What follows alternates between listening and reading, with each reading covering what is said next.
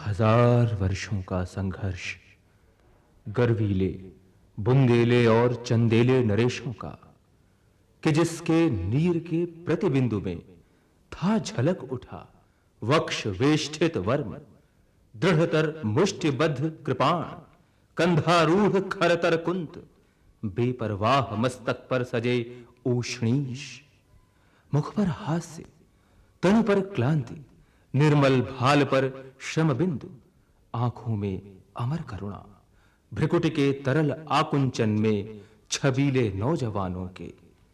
लहू में जाग उठा था एक झंझावात, मेरी कल्पना ने जबकि देखा पत्थरों को फोड़ मृदुल तृणांकुरों के रूप में, मानो बुंदेली बारंबार है यह घोषणा करती कि देखो ये हमारे पुत्र हैं, जो छेद कर छाती कठिन पाषाण की हैं फूटते, जिनके कुसुम पर कितनी निकल आंधी गई, पानी गया, वात्या गई, झंझा गई, पर ये सदा उन्नत शिरा हैं, अदमनीय अडोल।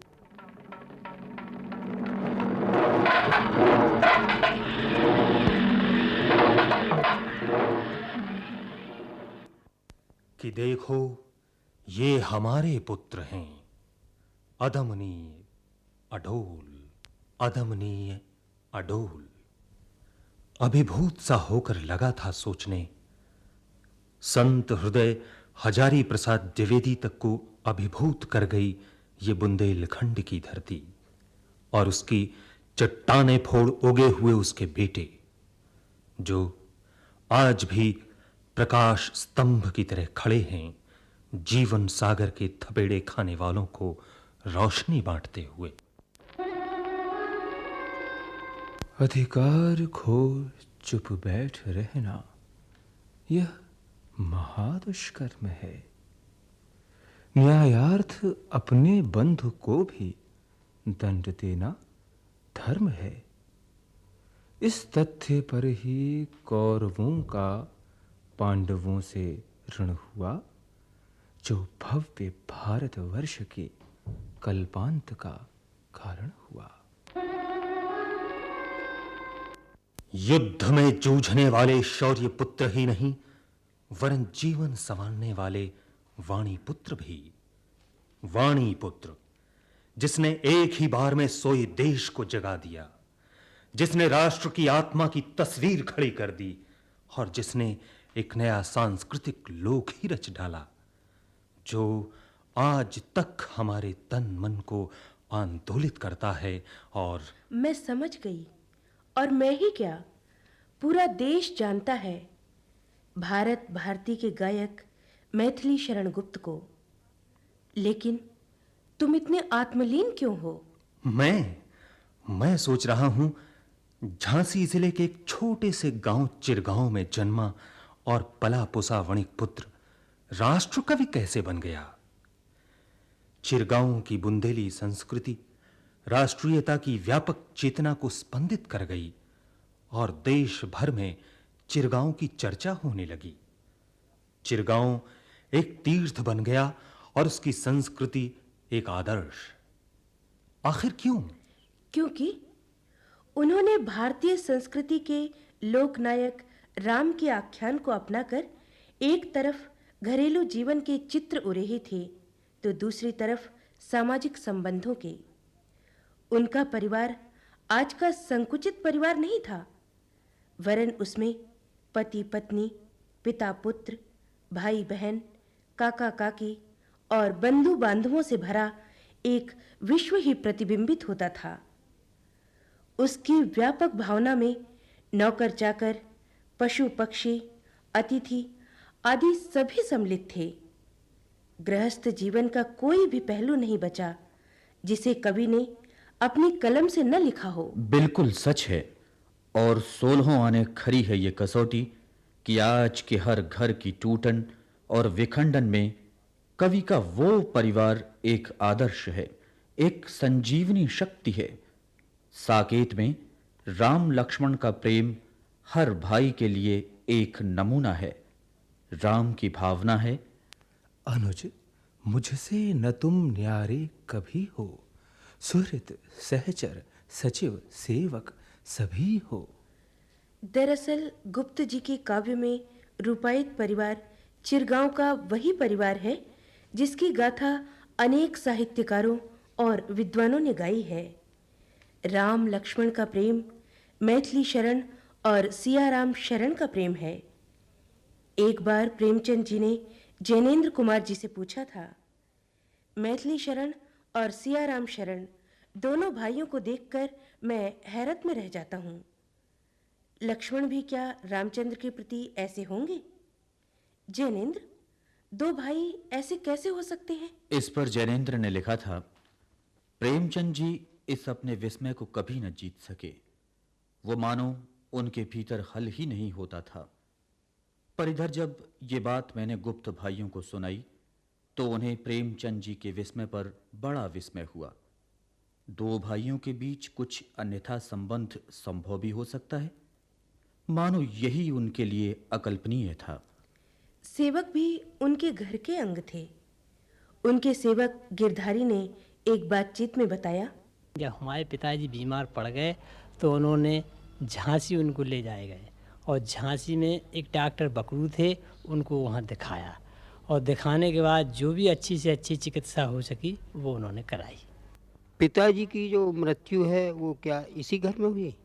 नहीं, हमारे पिताजी की मृत्यु तो हमारे घर हुई, लेकिन उसके मृत्यु होने के बाद आप लोगों ने काफ़ी सहयोग दिया। दद्दा के यहाँ से हमको सभी तरह का सहयोग मिलता रहा और दद्दा ने पूरा ध्यान रखा कि ये बच्चे लोग भी परेशान न हों। मैं आया उनके हेतु की जो तापित हैं, जो विवश विकल बलहीन दीन शापित हैं। भव में नव वैभव व्याप्त कराने आया, नरता को ईश्वरता प्राप्त कराने आया। संदेश यहाँ मैं नहीं स्वर्ग का लाया, इस भूतल को ही स्वर्ग बनाने आया। लेकिन रामकृष्ण की लीलाओं को कविता में संजोने वाले कितने कवि हुए हैं? क्या आज का आदमी सभी को याद रख सका है? फिर गुप्त जी तो राम रसिक परंपरा के कवि थे। शायद इसीलिए उन्होंने नारी को अधिक महत्व दिया था। पुरुष प्रधान समाज में उपेक्षिता नारी की जितनी तरफदारी गुप्त जी ने की, उतनी शायद ही कोई कर सका हो। उनके पहले नारी का सामाजिक, राजनैतिक और सांस्कृतिक रूप उभर रहा था, लेकिन उसे सही दिशा देने और घर घर पहुंचाने का कार्य किया गुप्त जी की रचनाओं ने।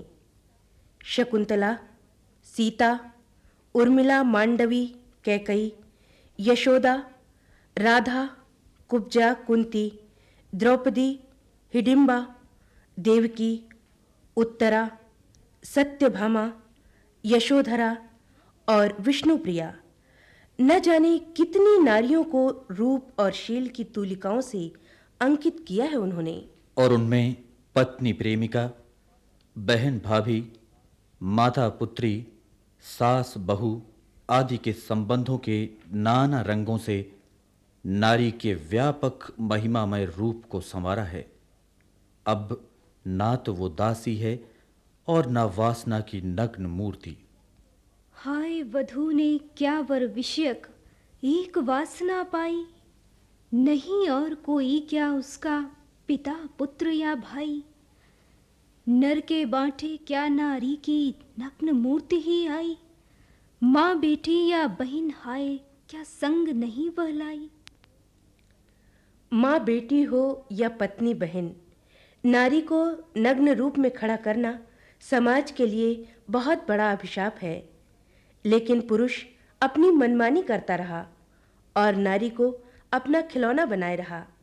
इसी को परखकर गुप्त जी ने अपनी अंतिम कृति विष्णुप्रिया में नारी पर नर के अत्याचारों के खिलाफ विद्रोह की घोषणा की थी।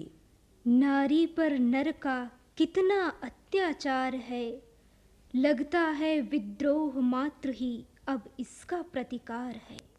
विद्रोह, दहेज की मांग और नारी को आग में झोंकने की कोशिशों का और क्या इलाज है विद्रोह के सिवा। लगता है कि कवि ने 71 वर्ष की पकी उम्र के परिपक्व अनुभव से यही निर्णय लिया था और देश के स्वतंत्र होने के बाद सामाजिक क्रांति को ही सही हथियार माना था। लेकिन उनका विद्रोह भावुकता का उफान नहीं था, वरन एक संयमित कदम और मर्यादित परिवर्तन की नई दिशा थी। कुछ वर्षों पहले आजादी का आंदोलन करने वाली नारियों में इतना अभिमान था कि जीवन का रथ ही चरमराने लगा था। तभी तो कवि ने नारियों को चेतावनी दी थी। नारी लेने नहीं लोक में देने ही आती है, अश्रु शेष रख कर वह उनसे प्रभुपद धो जाती है।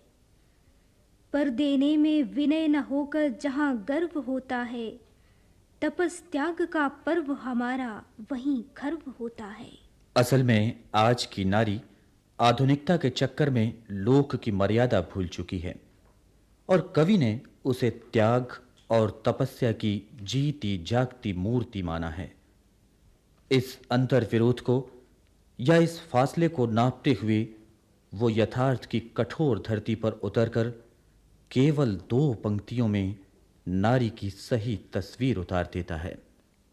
अबला जीवन हाय तुम्हारी यही कहानी, आंचल में है दूध और आंखों में पानी। कितना अर्थ भरा है इन 2 पंक्तियों में। देश के हर कोने में वे नारीत्व को नापने का पैमाना बन गई हैं, चाहे पढ़ा लिखा हो, चाहे गंवार, और चाहे वृद्ध हो या बालक। नारी के संदर्भ में जब भी वह कुछ सोचता है, अबला जीवन का यह बिंब जरूर उभरता है। सवाल उठता है कि इतनी खरी अनुभूति आई कहां से? जिया से। दद्दा की पत्नी श्रीमती सरयू देवी चिरगांव क्या देश भर की जिया हैं। ऐसी जिया जो 1914 ईस्वी में चिरगांव आईं और 1936 ईस्वी तक यानी कि 22 वर्ष के लंबे अंतराल में सिर्फ आंसू पीती रहीं। उनकी 9 संतानें धीरे धीरे काल कवलित हो गईं। सुदर्शन की मृत्यु पर कवि ऐसे बोल पड़ा था जैसे उस पर कोई डाका पड़ा हो। अरे राम, फिर लाल लुटा जाता है मेरा, यही न्याय है और यही निर्णय क्या तेरा। लालों को लुटता देख उनकी आंखें दीन देवकी सी जिया पर अटक गई थीं। तभी तो उन्होंने द्वापर को ही लाल मानकर उसे भेंट कर दिया था। कर्म विपाक कंस की मारी, दीन देव की सी चिरकाल, लो अबोध अंतःपुरी मेरी, अमर यही माई का लाल। साफ है कि नारी को गढ़ने की प्रेरणा इन्हीं देवकी की सौगात है। जिया आज 84-85 वर्ष की वृद्धा हैं और दद्दा की स्मृति की गुरियों की माला जपती हुई अपनी अवधि काट रही हैं। अभी के एक साक्षात्कार में उन्होंने कहा था, अब आपके बच्चा भाई तब जिनकी मृत्यु हो गई तो फिर आप वो कैसे आपने दद्दा को समझाओ? मृत्यु हो गई जब तो उन्हें पूछी बताई नहीं, किसी बच्चे सुदर्शन नहीं रहे। जब ज़्यादा सेवा करी उनकी, भाई बाबे ना दुखी भाई हुआ तो बच्चन को जाने नहीं है कि कैसे कैसे भाई का भाई, और रहते ही नहीं आते ना करन नहीं आते, भाई बच्चा की सेवा करिए तो भाई को दुखी भाई ज़्यादा। और जब नहीं रहो कचहरी में तब परे थे यहाँ भाई परा था तो वैसे सेवा करती। उन्होंने कही कि का को आते अब हम अब नहीं रहो तो क्या करें, हम दुखी हो रहा कि देखो हमारे एक बच्चा हो गए, हम बड़े दुष्टी हैं, हमारे बच्चा नहीं है कोई जीता ही है, बड़े भागी है। हमने कहा अरे भागी आप नहीं हैं, भागी तो हम हैंगे, आपको सब जने हैं, सब बात है। अब हम दुखी आप उतर जाइए नीचे और अपने सब जने बैठोटे, अब जो कछु है सो है, अब क्या करें हम, हमारे भाग हैं खराब। आपके बच्चन को क्या बीमारी हो जाती? एक को तो जलूधर बढ़ गया तो, और एक की वैसी बीमारी हो गई करके भगवान की मर्जी है, हम कब बता दें, हम और नहीं बस जन्म है। बाको तो जिगर बढ़ गया तो पानी काढ़ो गया तो पानी काढ़ते 15 रोज में महीना भर में, बाकी जो बीमारी होती उठनी आई, उठनी को दूध पियाओ तब करो, कछु नहीं जियो। करेंगे उनकी छोड़ की दवाई कर ले, कुछ नहीं होगा बस क्या कहते। जिया तुम दिल्ली जाती थी दद्दा के संग, तो दद्दा तुम्हें अपने साथ ले जाते थे कहीं किसी से मिलने जा रहे या नहीं, संसद में नहीं। जा रहे? नहीं, राष्ट्रपति में गए थे एक दफे, बुलवा तो कि आप सबको साथ के कुटुंब को लेके आवे। शेख हमारे साथ में पंडित थे भी, तो बोले जिया आपको संगे चलने पड़े। सो हम फिर गए थे। फिर वहाँ आपको कैसा लगा? तो अच्छो लगो, तो वैसे थाली लगी थी सब हैं तो होना मेज पे, और खाना रखो है, तो साहब बोले कि देखो खाना खा लो। सो हमने कही हम ले गए, हमको नहीं खाने है। फिर उठा गए, मुट्ठी में दाखें और जब काजू ले आए, सो हमको दे दाई बस। दद्दा ने खुद दे दिए थे? हाँ। अच्छा। और जैसे जिया घर पे, जैसे दिल्ली पे बड़े बड़े साहित्यकार आते थे, अग्गे जी आए, नगेन जी आते थे, दिनकर जी आते थे, हाँ। नरेंद्र शर्मा आते थे, हाँ। तो जैसे सब लोग बैठते थे, दद्दा के पास बातें होती थी, तो उस समय आपको कैसा लगता था कि दद्दा सब लोगों के बीच में बैठे हैं, बातें कर रहे हैं? अच्छो लगा था, तो अच्छो लगा तो कि हम नहीं बोले। आप बहुत कभी प्रेम नहीं से बहुत सोवे, तो नगेश जी से बोले हैं, वह नहीं बोले कागज से। अच्छा, आप सबके पास नहीं बैठती थी? हाँ, कभी नहीं बैठे। अबला के भय से भाग गए वे, उससे भी निर्बल निकले। नारी निकले तो असती है, नर यदि कहाकर चल निकले। नारी की आजादी के पहले कवि ने देश की आजादी की कल्पना से साक्षात्कार किया था और उसे साकार करने के लिए जन जन के जागरण का बीड़ा उठाया था। फिर यह तो मानना ही पड़ेगा कि कवि ने शुरू में ही जो यश प्राप्त किया वो राष्ट्रीय चेतना को काव्य में गूंथने का परिणाम था। ये सही है कि भारती ने एक जन आंदोलन ही खड़ा कर दिया था और पढ़े लिखे तथा बेपढ़ दोनों में क्रांति की तैयारी का आमंत्रण देकर अपनी जिम्मेदारी का निर्वाह किया था। स्वदेशी आंदोलन तो 1904 ईस्वी से शुरू हो गया था, लेकिन वो जनता के बीच इतना प्रचलित नहीं था और गांधी जी दक्षिण अफ्रीका की समस्याओं से घिरे हुए थे। ऐसे समय किसी हरबोलों की जरूरत थी जो गाथाएं सुनाकर गांव नगर में इनकलाब पैदा करता और सब में बलिदान की चेतना फूंक देता। भारती उसी हरबोलों की कहानी थी जो बिना गाए कृष्ण की मुरली की तरह टुकड़े टुकड़े में बजने लगी। गुप्त जी की पहली रचना रंग में भंग में भी जन्मभूमि को स्वर्ग से बढ़कर कहा गया था और उसके मान सम्मान की रक्षा करना ही वीरता का मानदंड माना गया था। जयद्रथ वध में भी अपने अधिकारों को पाने के लिए कर्म करने की प्रेरणा दी गई थी। गुप्त जी ने देशभक्ति के गीत और वीरत्व के आख्यान से अपनी रणभेरी बजा दी थी।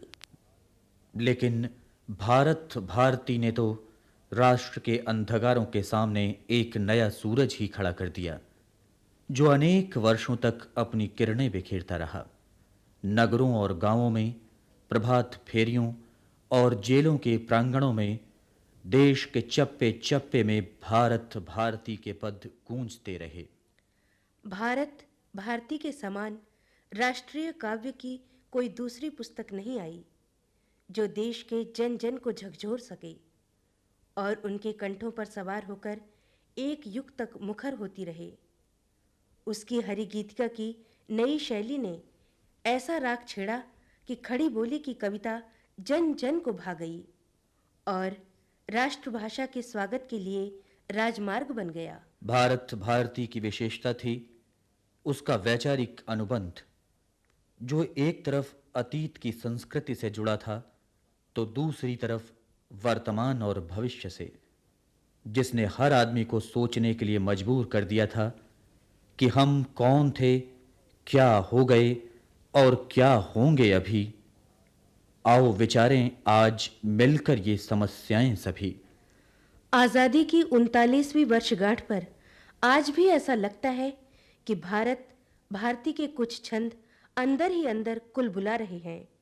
शिक्षा के संबंध में गुप्त जी ने कहा था, शिक्षे तुम्हारा नाश हो, तुम नौकरी के हित बनी, हतभागिनी जीती रहो, रक्षक तुम्हारे हैं धनी। सोचने की बात है कि क्या आज की शिक्षा नौकरी के लिए नहीं बनी है और उस पर धनिकों का कब्जा नहीं है। गुप्त जी केवल कथनी के व्यक्ति नहीं थे, जो कहते थे वो करते भी थे।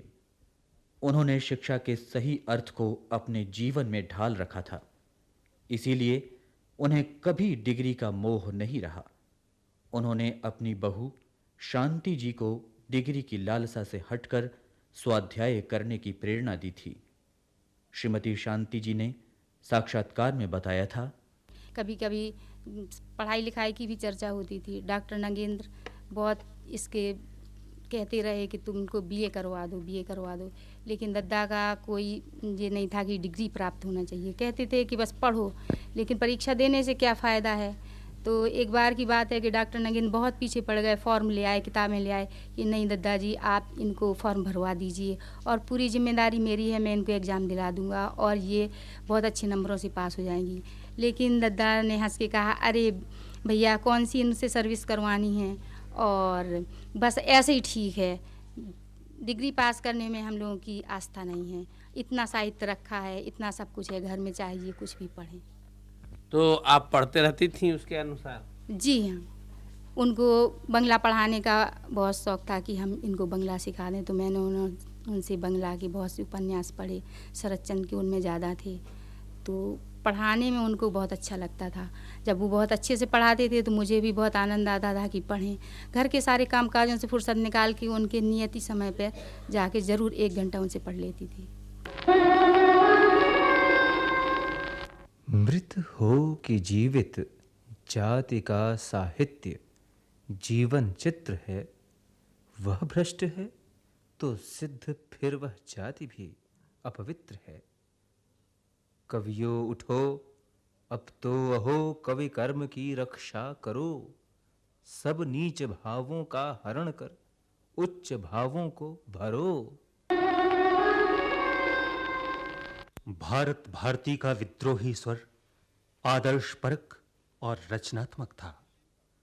उसकी राष्ट्रीयता में सामाजिक सुधारों का आंदोलन था, वर्तमान का सांस्कृतिक संघर्ष नहीं। प्रवर्तन के सूत्रधार आचार्य महावीर प्रसाद द्विवेदी ने लिखा भी था कि उसमें संजीवनी शक्ति है जो किसी भी काव्य ग्रंथ में नहीं मिलती, वो शक्ति जो नया जीवन दे। उसमें बारूद की गंध न थी, पर नए बदलाव के कल्प की अनोखी क्षमता थी। असल में गुप्त जी की राष्ट्रीयता सांस्कृतिक मनोभावना से जुड़ी थी और उनकी सांस्कृतिक चेतना में जाति, धर्म या संप्रदाय का कोई भेदभाव नहीं था। एक तरफ बौद्ध धर्म के संस्थापक उनके लिए भगवान थे, तो दूसरी तरफ जैन धर्म के भगवान महावीर। काबा और करबला में इस्लाम, गुरुकुल में सिख और जैनी में मार्क्सवाद के सिद्धांतों के प्रति कवि में सम्मान का भाव रहा है। भारतीय संस्कृति का जो नया स्वरूप गुप्त जी ने गढ़ा, उसमें इतनी व्यापकता थी कि वह विश्व संस्कृति की साकार प्रतिमा ही बन गया। गुप्त जी ने लिखा था, जाति धर्म या संप्रदाय का नहीं भेद व्यवधान यहाँ, सबका स्वागत, सबका आदर, सबका सम सम्मान यहाँ। और धर्म राम का, कर्म कृष्ण का, प्रेम बुद्ध का धार, और अहिंसा महावीर की सर्व समन्वय सार। अगर यूं कहा जाए कि गुप्त जी के काव्य में जितनी व्यापक सांस्कृतिक और सामाजिक चेतना समाहित है और उसे काव्य में रूपायित करने का जैसा कवि कर्म उन्होंने किया है, तथा अपने काव्य को जन जन तक पहुंचाने के लिए उन्होंने जैसी लोकप्रिय शैली अपनाई है, वो सब उन्हें भारतीय जन संस्कृति का कवि बना देती है। वे राष्ट्रीय संस्कृति के ऐसे वटवृक्ष थे जिसकी जड़ें चिरगांव की आंचलिक संस्कृति में थीं। लोक संस्कृति से रस लेकर ही उन्होंने एक व्यापक सांस्कृतिक आंदोलन खड़ा किया था, जो अविरल संघर्ष करता हुआ भी रचनात्मक बना रहा और जिसने राम सीता जैसे नागरों को खुरपी और चरखा प्रदान किया तथा सारे देश को एक अभिनव सांस्कृतिक लोक। इसी लोक को पहचानकर रामधारी सिंह जी दिनकर ने कहा था, गुप्त जी की आत्मा उस विशाल देश की आत्मा है जो नगरों में नहीं हमारे ग्रामों में छाया हुआ है। जाहिर है कि इस लोक की प्रेरणा उन्हें गांव से मिली थी। चिरगांव के साहित्य सेवी और गुप्त जी के निकट रहने वाले हरगोविंद गुप्त ने साक्षात्कार में कहा था, वो अक्सर गुनगुनाया करते थे, गेवड़ी मछी बिगनैया बलम घर टटिया लगाओ, काऊ के ले गो मोड़ी मोड़ा, काऊ के ले गो लोग गैया बलम घर टटिया लगाओ। ये अक्सर गुनगुनाते रहते थे। और इस लाइन को क्या मतलब हो? ये है कि यहाँ की गरीबी का संबोध होता था कि घर में कबाड़ नहीं है, घर में कबाड़ नहीं है। वो तो वो कहती है कि जब हम डांग में पड़े हुए अपने खेत पे बिगना आते हैं, अब टटिया लगा लो उससे आपको, तो वो उनकी गरीबी का असर उनके ऊपर मन पर रहता था। अच्छा, कभी आल्हा गाने वाला कोई व्यक्ति आता था? हाँ, तो वो आल्हा सुनते थे? आला बहुत बड़पन का बोझ आ गया था। मैंने बताया ना कि अम्बा फले तो नव चले, उसे लगाव जरूर था। पुलक पैदा होता था, पुलक होता था पैदा। जब जवारे निकलते हैं, कजरियाँ निकलती हैं, तो कजरियों को सुन के उनके जैसे लगता था कि उनके हाथ फड़क रहे हों, उनके ऊपर कुछ उसका असर पड़ता था कि उन्हें कुछ उल्लास बढ़ रहा है। तुम हो विश्व कुटुंबी आर्य, हो तद्रूप तुम्हारे कार्य। प्रेम देश को करके पार, करे विश्व में पुनः प्रसार। करके पहले आत्म सुधार, कर लो भारत का उद्धार। फिर लोकोपकार में लीन, विचरो सभी कहीं स्वाधीन।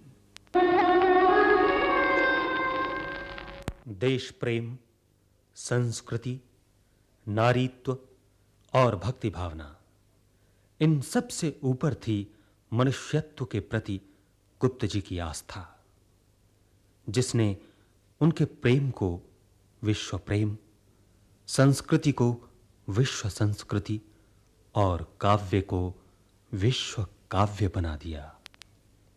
गुप्त जी मानवतावादी कवि थे और उनके मानवतावाद की एक आंख व्यवहारिक मानवत्व की थी तो दूसरी लोकहितपरक। उन्होंने अपने जीवन और काव्य में मानव को ही प्रधानता दी है।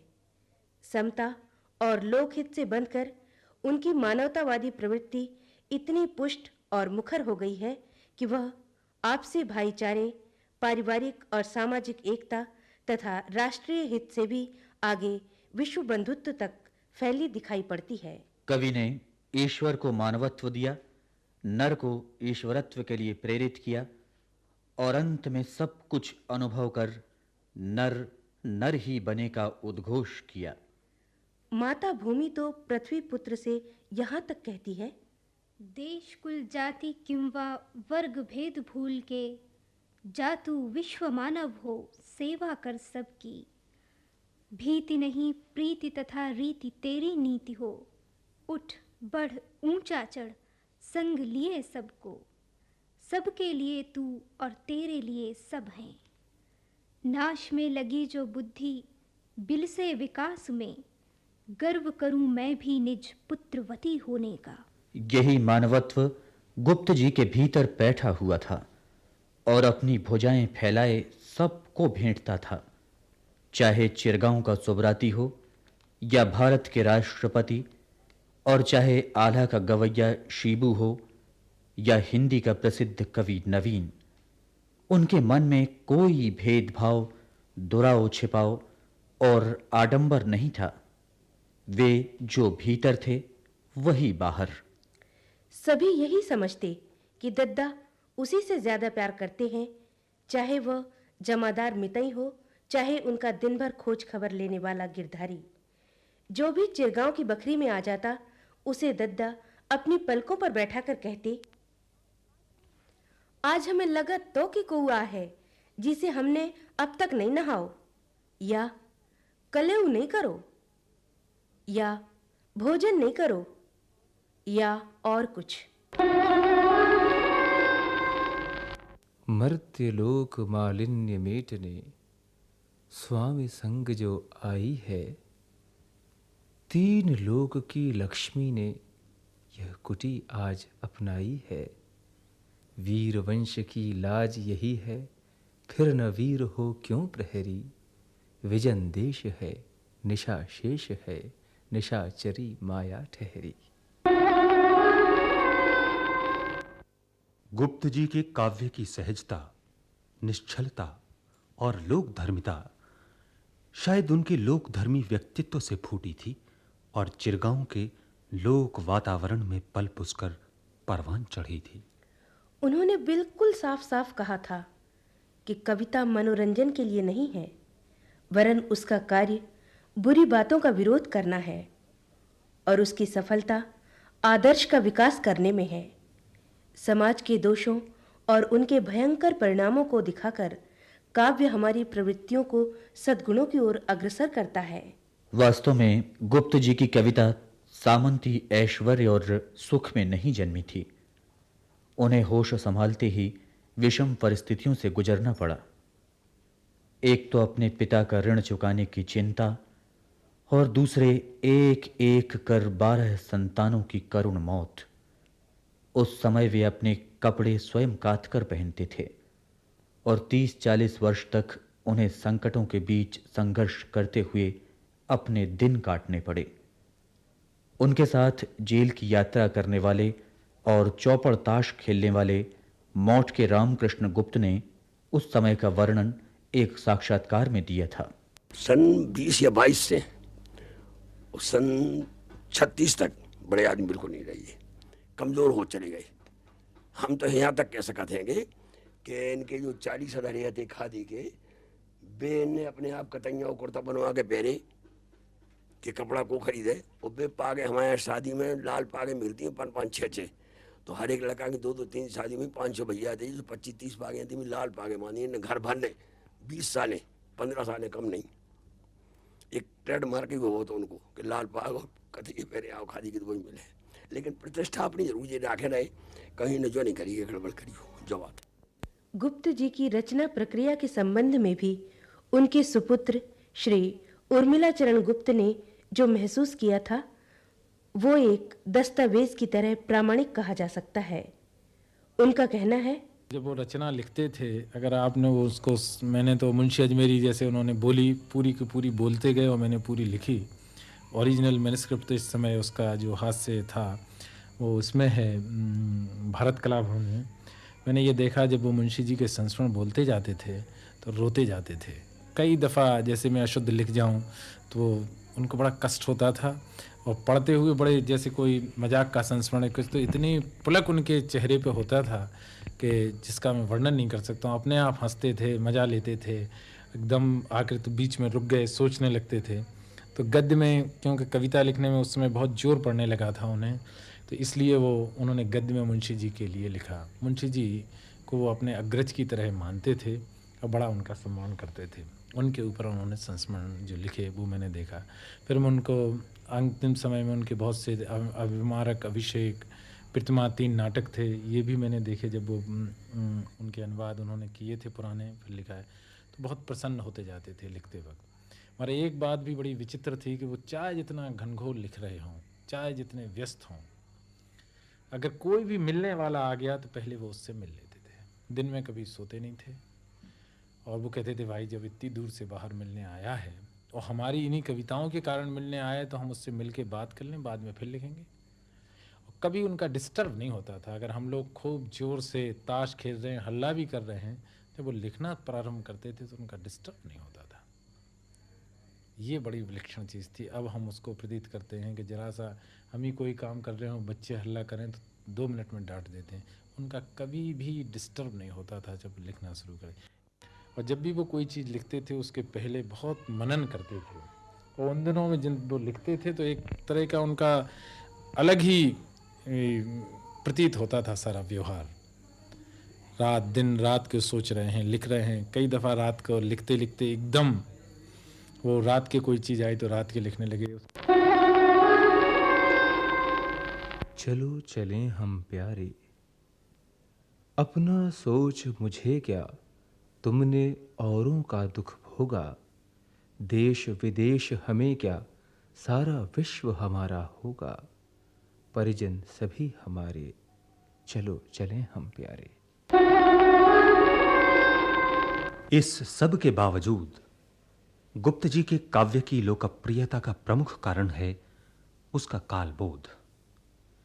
उसने युग की भूख को संतुष्ट किया है और शाश्वत सिद्धांतों को युग के अनुरूप ढाल दिया है। इसीलिए गुप्त जी का काव्य मर नहीं सकता। दूसरे, वो सरल और बोधगम्य है और लोकमन तक आसानी से पहुंच जाता है।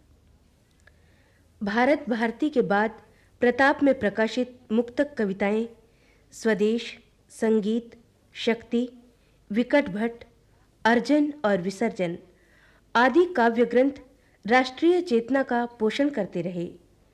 वैतालिक में पश्चिमी और भारतीय जीवन पद्धति के विरोध और एकीकरण की समस्या है और उसका समाधान भी। हिंदू और गुरुकुल उस समय की रचनाएं हैं जब देश में सांप्रदायिक दंगे हो रहे थे और खून की होली खेली जा रही थी।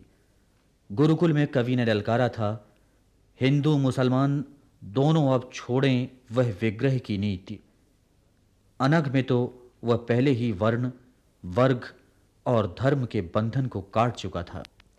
साकेत, यशोधरा, सिद्धराज, द्वापर आदि साहित्यिक ग्रंथ हैं जो भाव, विचार और काव्यत्व की तृप्ति के लिए उदित हुए।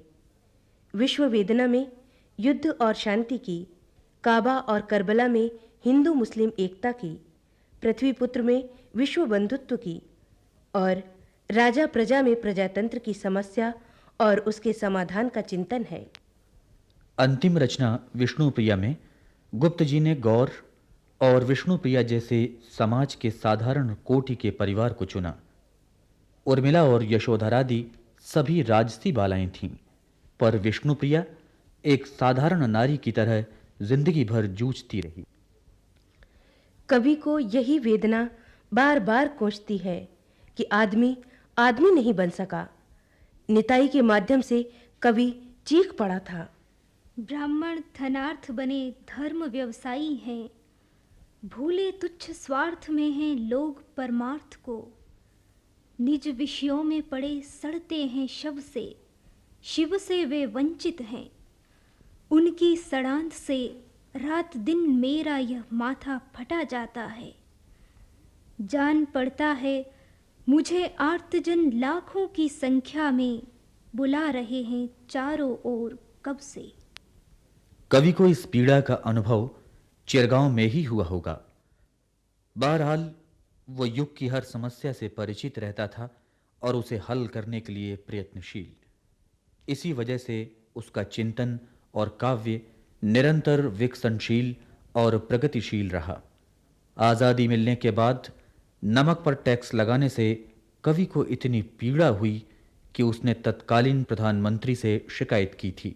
इस प्रसंग को सुना रहे हैं उर्मिला चरण जी गुप्त। हम लोगों के यहाँ एक त्यौहार होता है मकर संक्रांति, और मकर संक्रांति पे यह होता है कि बहुत भांत के लड्डू बनते हैं उन दिनों में। तो दद्दा खाते थे फूला के लड्डू।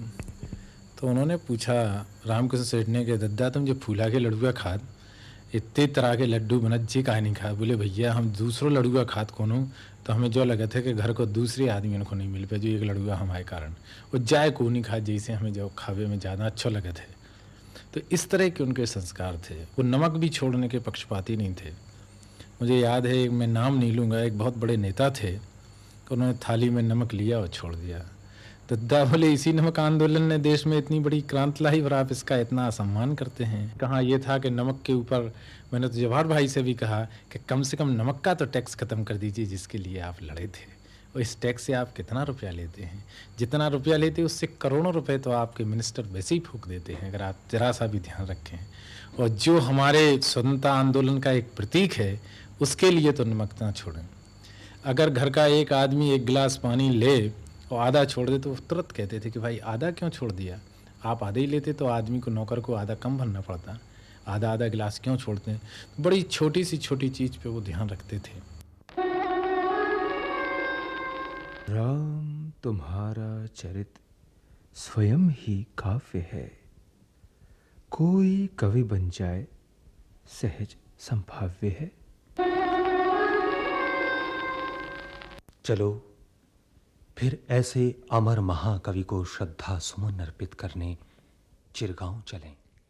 चिरगांव जिसने एक ऐसी विभूति दी जो सारे राष्ट्र और विश्व की पटभूमि पर छा गई।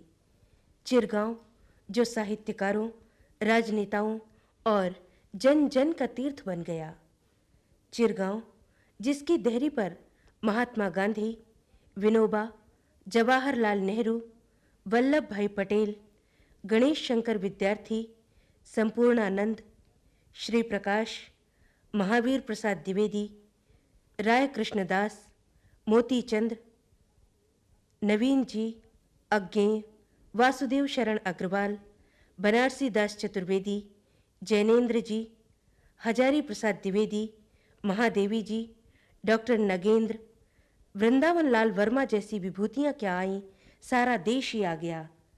मेल मुलाकातों की चर्चा करते हुए दद्दा के अग्रज श्री रामकिशोर गुप्त के पौत्र श्रीयुत श्रीकंठ गुप्त। जहाँ तक मुझे स्मरण है, अधिकतर राय कृष्णदास जी यहाँ प्रतिवर्ष आया करते थे। डॉक्टर मोती चंद्र का भी यदा कदा यहाँ आना जाना रहता था।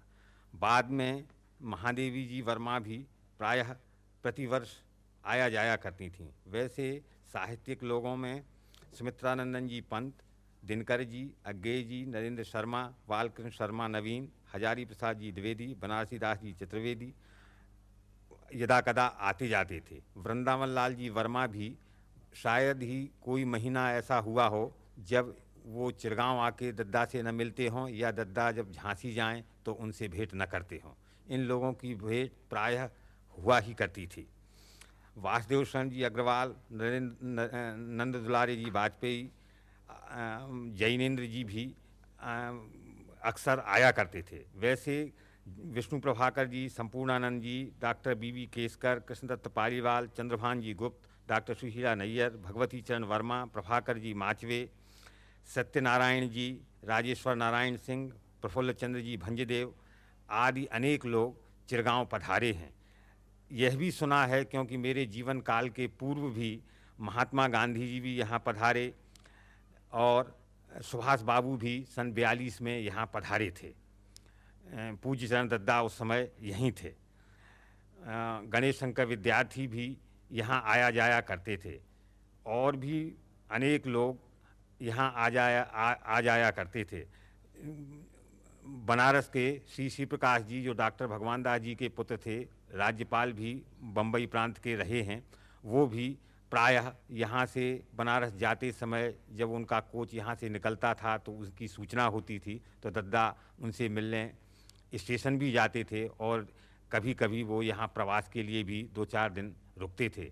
1-2 शादियों में, विशेष रूप से हमारी बुआ शारदा देवी जी की जब शादी हुई तब वो उस शादी में यहाँ पधारे थे और 2-4 दिन शादी में रहे भी।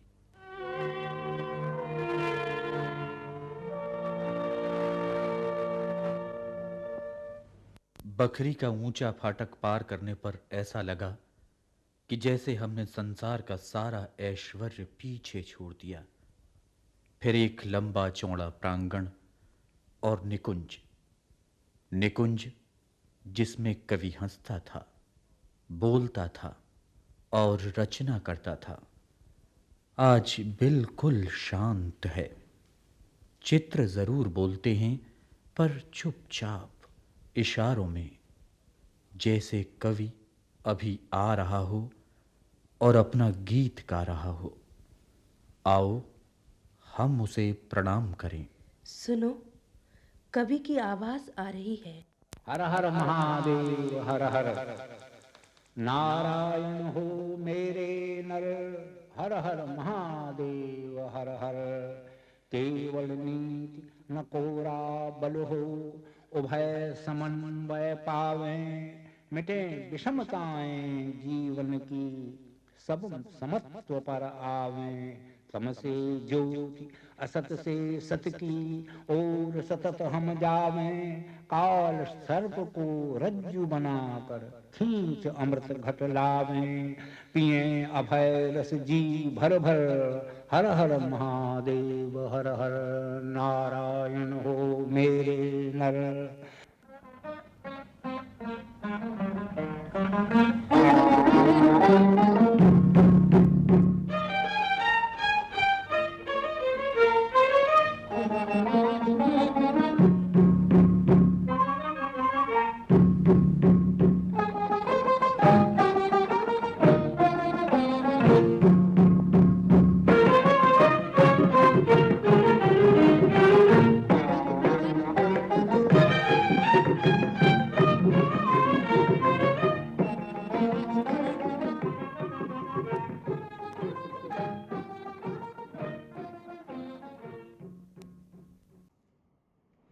राष्ट्रकवि मैथिलीशरण गुप्त दद्दा जी की जयंती पर मैं सभी देशवासियों और हिंदी प्रेमियों को अपनी शुभकामनाएं देती हूँ। ये मेरे लिए परम सौभाग्य की बात है कि मैं दद्दा के परिवार का अंश बनी, उनकी पौत्रवधू बनी। और उनकी पौत्रवधू बनकर जब मैं उनके घर आई तो मुझे उनकी विरासत को देखने, समझने और सहेजने का मौका मिला।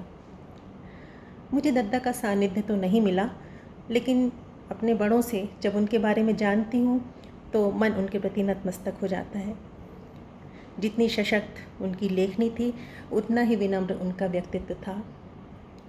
आदरणीय कक्का जी यानी मेरे पिता उर्मिलाचरण जी गुप्त जब मुझे उनके संस्मरण सुनाते थे तो लगता था कितने महान थे दद्दा। उनका अतिथि प्रेम जो था वो सभी जगह बहुत ही प्रचलित था।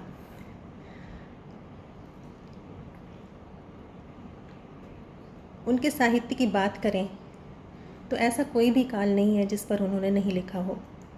महात्मा गांधी ने उन्हें राष्ट्रकवि की उपाधि यूँ ही नहीं दी थी।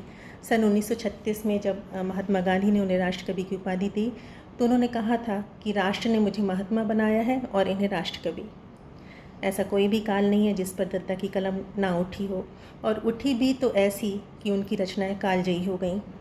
चाहे हम साकेत की बात करें, यशोधरा की बात करें, नहुष की बात करें, जयद्रथ वध की बात करें, हिंदू, स्वदेश संगीत, रंग में भंग उनकी पहली कृति थी जो सन 1909 में प्रकाशित हुई थी। और सन 1912 में जब भारत भारती प्रकाशित हुई तो अंग्रेज़ों ने उस पर रोक लगा दी थी। इतनी सशक्त थी भारत भारती।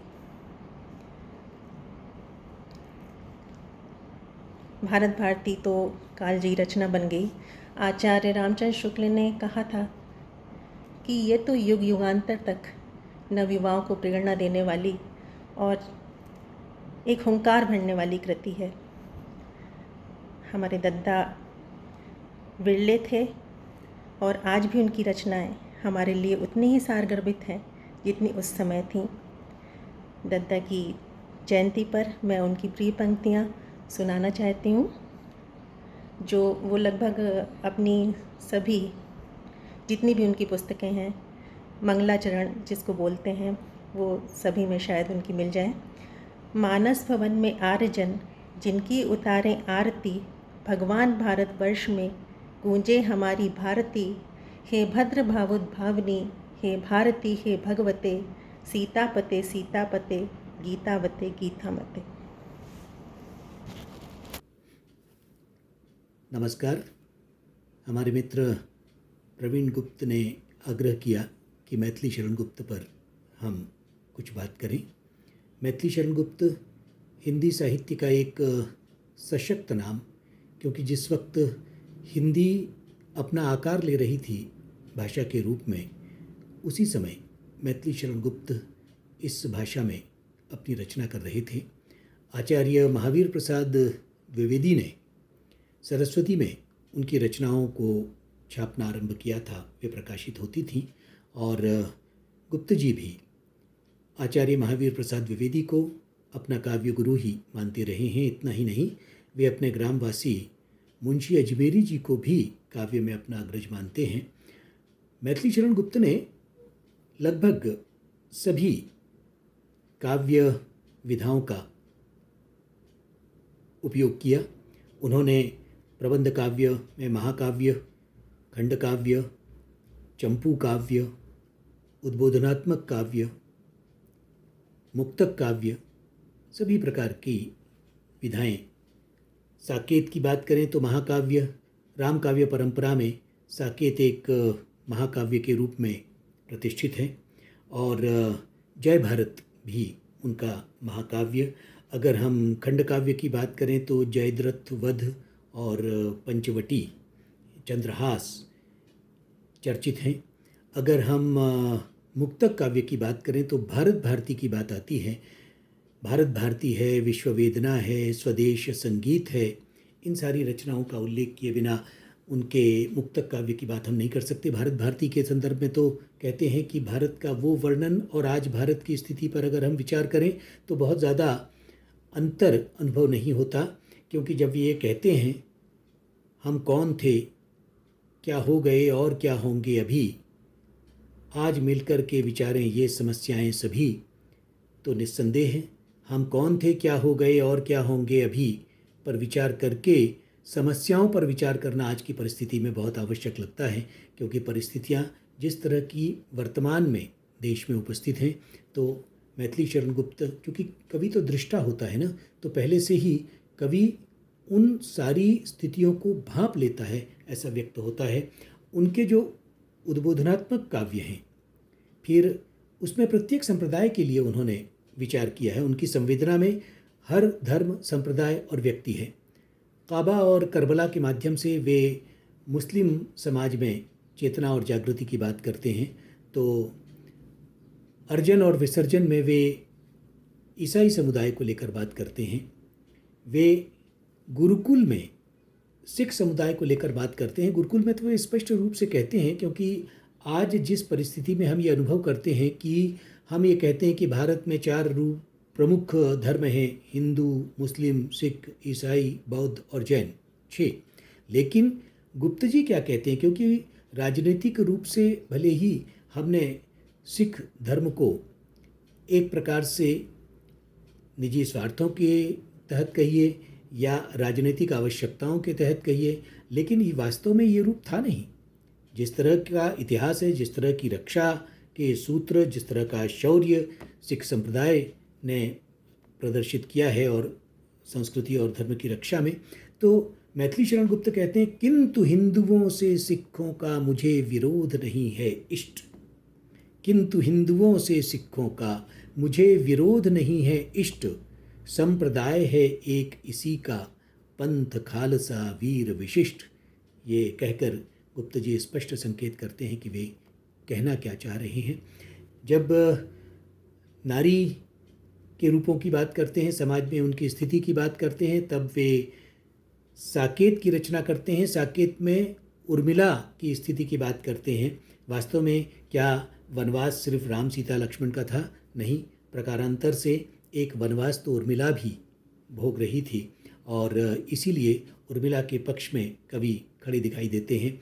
यशोधरा में वे कहते हैं कि सखी वे मुझसे कहकर जाते, यशोधरा की मनस्थिति, क्योंकि स्त्री के 2 प्रमुख रूप हैं, एक पत्नी का और एक माता का, और यशोधरा में इन दोनों रूपों को उभारने में, इन दोनों रूपों को व्यवस्थित रूप से संप्रेषित करने में मैथिली शरण गुप्त का कवि पूरी तरह से सफल लगता है।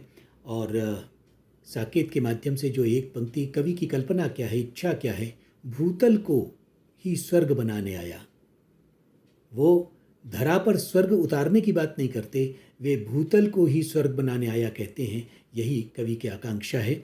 मैथिली शरण गुप्त जो कि राष्ट्र कवि के मान से सम्मानित हैं, आज उनका विपुल रचना संसार हम तो शायद उतना पढ़ भी नहीं पाएंगे जितना हमसे पहले के कवि सब लिख कर गए हैं। वो अगर हम पढ़ भी लेते हैं तो कहीं ना कहीं हमारी बौद्धिक, सामाजिक, सांस्कृतिक चेतना अधिक मुखर और प्रखर हो सकेगी। ये अवसर मुझे दिया कि मैथिली शरण गुप्त जैसे कवि पर हम 2 शब्द कह सके। आभारी हैं, बहुत बहुत धन्यवाद, नमस्कार। मैथिली शरण गुप्त जी के जयंती पर प्रवीण प्रभात चैनल के दर्शकों को बहुत बहुत शुभकामनाएं। राम तुम्हारा जीवन स्वयं ही काव्य है। कोई कभी बन जाए सहज संभाव्य है। साकेत के रचनाकार, बुंदेली धरा के अमर सपूत, द्विवेदी युग के श्रेष्ठतम कवि, कुशल राजनेता, परम सम्माननीय मैथिली शरण गुप्त जी की आज जन्म जयंती पर उन्हें विनम्र श्रद्धांजलि व्यक्त करता हूं। आदरणीय गुप्त जी ने बुंदेलखंड का नाम पूरे देश दुनिया में रोशन किया। उनके महाकाव्य को जन जन तक पढ़ा जाता है। ऐसे महान रचनाकार कवि मैथिली शरण गुप्त जी की जयंती पर शुभकामनाएं और प्रवीण प्रभात चैनल के सभी दर्शकों को मेरी ओर से विनम्र शुभकामनाएं, बधाई, अभिनंदन। यह चैनल ऐसे साहित्य जगत के मनीषियों को दिखाता है, उनकी बातों को समाज में ले जाता है। इसलिए भाई प्रवीण गुप्त जी को भी बहुत बहुत शुभकामनाएं, बधाई, धन्यवाद। मैथिली शरण गुप्त जी हमारे बुंदेलखंड के ऐसे सपूत और राष्ट्र कवि हैं जिन्होंने पूरे भारत भूमि में स्वाधीनता आंदोलन में भारत के जनमानस को जगाने के लिए अपना अद्भुत योगदान दिया। उनकी भारत भारती के माध्यम से हमारे पूरे देश के निवासियों के अंदर एक अपूर्व राष्ट्रभाव जागृत हुआ, जिससे हमें आज़ादी की लड़ाई प्राप्त करने में मदद मिली। मैथिली शरण गुप्त जी की जयंती पर हम सब उन्हें याद करें और न केवल याद करें बल्कि उनके साकेत से लेकर के और तमाम ग्रंथों के अध्ययन मनन के साथ साथ बुंदेलखंड और भारत के आज के परिवेश में उन रचनाओं की प्रासंगिकता को समझें और अपनाएं। मैं मैथिली शरण गुप्त जी जयंती पर हार्दिक शुभकामनाएं देता हूं। राष्ट्रकवि स्वर्गीय मैथिली शरण गुप्त चिरगांव के ना इतिहास सिद्ध जो है साहित्यकार रहे हैं और उनकी भारत भारती, साकेत, यशोधरा ये अत्यंत ही प्रसिद्ध कृतियां हैं, जिसमें उन्होंने भारत की संस्कृति, हमारे वैष्णव संस्कार और भारतीय किसानों के जीवन स्थिति का मार्मिक वर्णन किया है। उनके सभी जो कथानक हैं वे भारतीय परिवेश से संबद्ध हैं। वे सदैव भारतीयता के पक्षधर रहे हैं। सादगी और विन्यासपूर्ण आचरण उनके जीवन की विशेषताएं हैं। स्वर्गीय दद्दा राज्यसभा में रहते हुए भी उन्होंने हिंदी साहित्य के लिए और हिंदी भाषा को राष्ट्र गौरव प्रदान कराने के लिए अथक श्रम किया और संसद में उन्होंने अपने अनेक वक्तव्य इस प्रकार के दिए, जिससे कि 1954 में जब राष्ट्रभाषा प्रसार समिति का एक अधिवेशन हो रहा था, उसमें उसको भारत की प्रधान भाषा निर्धारित करने के लिए निश्चय हुआ था। स्वर्गीय काका कालेलकर जी भी इस प्रसंग से गहराई से जुड़े हुए थे। दद्दा और कालेलकर जी के रोचक प्रसंग साहित्य में अविस्मरणीय हैं और वे चिरगांव की ऐसी विभूति हैं जिन्होंने हिंदी साहित्य को नया आयाम दिया है और भारतीय परिवेश को, भारतीय संस्कृति को गहराई से उन्होंने अपने पात्रों के द्वारा और चरित्र के द्वारा उकेरा है। वे भारतीय कृषि प्रधान संस्कृति और समाज व्यवस्था के पक्षधर रहे हैं। जैसा उनका आचरण था वैसा ही उनका सादगीपूर्ण कृतित्व था। हिंदी को जो खड़ा स्वरूप प्रदान करने का उनका अभिनव प्रयोग था वो आगे चल कर के बहुत सफल हुआ और खड़ी भाषा के रूप में हिंदी की जो नागरी लिपि थी वो बहुत ही प्रतिष्ठित हुई और वर्तमान में जो हिंदी भाषा का प्रसार प्रचार है उसकी नींव के गहरे पत्थर के रूप में दद्दा जी को सदैव स्मरण किया जाता रहेगा। वे कालजयी साहित्यकार हैं। जैसा कि हम सभी लोग जानते हैं कि आदरणीय दद्दा जी राष्ट्रकवि मैथिली शरण गुप्त जी हमारे बुंदेलखंड क्षेत्र ही नहीं, इस पूरे एक बड़े भारी क्षेत्र की आन बान और पहचान थे। उन्होंने राष्ट्रकवि के रूप में राष्ट्रीय स्वतंत्रता संग्राम में और उसके पश्चात उनके साहित्य का जो योगदान है वह अतुलनीय है। वास्तव में उन्होंने अपने संपूर्ण साहित्य में भारतीय संस्कृति को, भारतीय परंपराओं को अभिसिंचित करते हुए लोगों को राष्ट्रभक्ति और कर्तव्यपरायणता के लिए प्रेरित किया। अपनी अनुपम कृति भारत भारती में उन्होंने राष्ट्र के लिए, राष्ट्र के नागरिकों से जो आह्वान किया वह अद्वितीय है और उनकी भारत भारती की कृति में जिस प्रकार की बातों का उल्लेख किया गया है वह हम सभी भारतवासियों के लिए प्रेरणा का स्रोत है। जहाँ तक साहित्य साधना के क्षेत्र की बात है, राष्ट्र कवि मैथिली शरण गुप्त ने भगवान राम को अपना आदर्श माना और भगवान राम के जो जीवन के आदर्श हैं कि शापित तापित पापित लोगों के वास्तव में उद्धार के लिए उन्होंने जन्म लिया और उन्होंने न सिर्फ उनके उद्धार के लिए जन्म लिया, वास्तव में उन्होंने इस धरती पर इस प्रकार से काम किया कि अभी जैसा कि गोस्वामी तुलसीदास जी ने भी कहा है कि राम राज्य बैठे त्रिलोका हर्षित भय गए सब शोका। तो इस प्रकार से संपूर्ण प्रकृति में, संपूर्ण समाज में सब प्रकार के शोक का नाश हो, ऐसे कार्य के लिए भगवान राम का अवतार हुआ और उसको जितनी अच्छे तरीके से, जितनी बढ़िया तरीके से राष्ट्र कवि ने अपनी उसमें काव्य में पिरोया है, वह अपने आप में हम सब के लिए बहुत ही प्रेरणादायी है। जैसा कि हम सभी लोग जानते हैं कि जैसे अन्य क्षेत्रों में भी, जैसे नारी शक्ति के या नारियों के योगदान, नारियों की स्थिति और राष्ट्र में उनकी क्या स्थिति है और उनका कैसे क्या बड़ा भारी योगदान रहा और उनको फिर भी कई बार उपेक्षित रखा गया, तो उनको मुख्य पटल पर लाने में उनकी साहित्य रचना में बहुत बड़ा योगदान दिया। जैसे अपन देखें उर्मिला, अब संपूर्ण रामायण में उर्मिला के त्याग को उन्होंने अनुपम बताया और अनुकरणीय बताया। एक ऐसी महिला जिसने संपूर्ण, जिसका कहीं कोई नाम निकल लेख नहीं आता है, लेकिन वास्तव में पूरे 14 वर्ष के जो राम का वनवास का खंड है उसमें उन्होंने किस प्रकार से अपने पति लक्ष्मण के बगैर अपने सामाजिक, पारिवारिक और राष्ट्रीय दायित्व का निर्वाह किया, उसको बहुत अच्छे तरीके से उन्होंने उर्मिला में परिलक्षित किया। नारी की वेदना क्या होती है या भगवान बुद्ध के जो निर्माण हुआ उसमें यशोधरा का क्या योगदान है, यशोधरा की उसमें क्या भूमिका रही, उसको उन्होंने अपने काव्य कृति यशोधरा में बहुत अच्छे तरीके से परिभाषित करने का प्रयास किया और लोगों को सरल, सहज और सुबोध भाषा में सारी बातों को काव्य के माध्यम से उन्होंने जन जन तक पहुंचाने का प्रयास किया।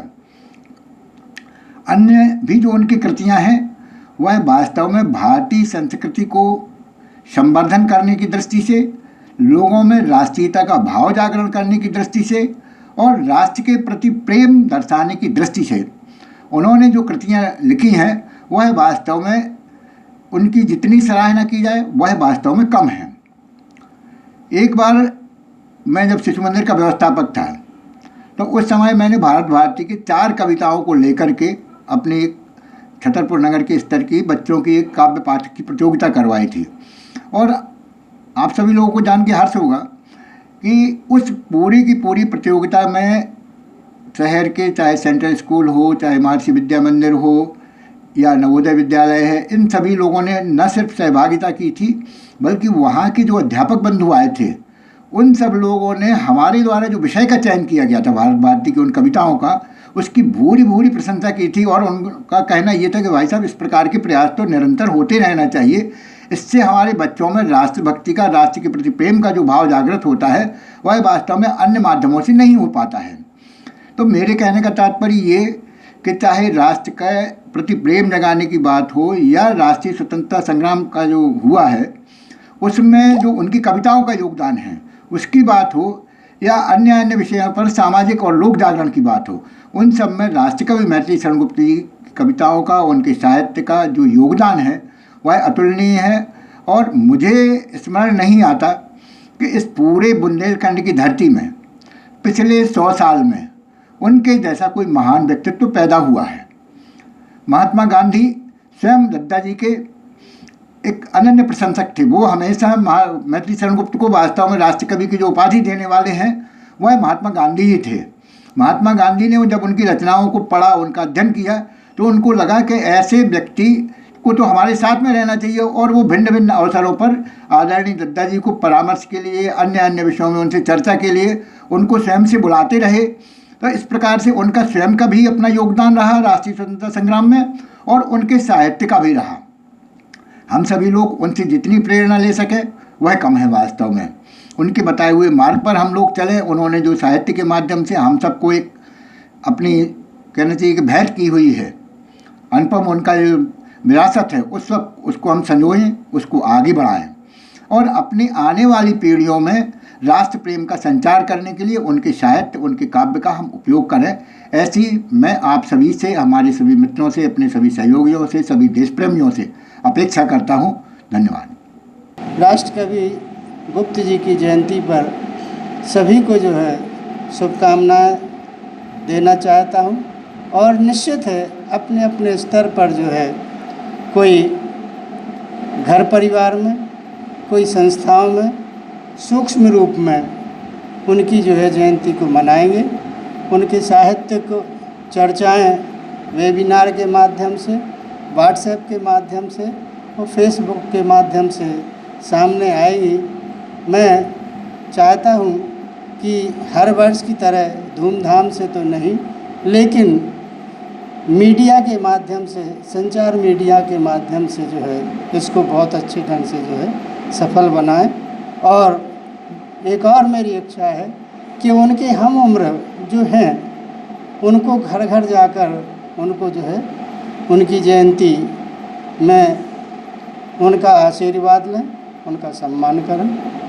गुप्त जी ने साहित्य में जो अवदान दिया है वो बड़ा चिंतन, मनन और सोच के बाद जो है उनकी साहित्यिक रचनाएं उभर के सामने आई हैं। चाहे साकेत जैसा महाकाव्य हो, उर्मिला जैसी महान नायिका को किसी साहित्यिक कृति में न उतना महत्व दिया गया है, न प्रभुत्व दिया है, जिसको जो है राष्ट्रीय स्तर पर क्या अंतर्राष्ट्रीय स्तर पर स्थापित करने के लिए गुप्त जी का प्रथम महाकाव्य साकेत।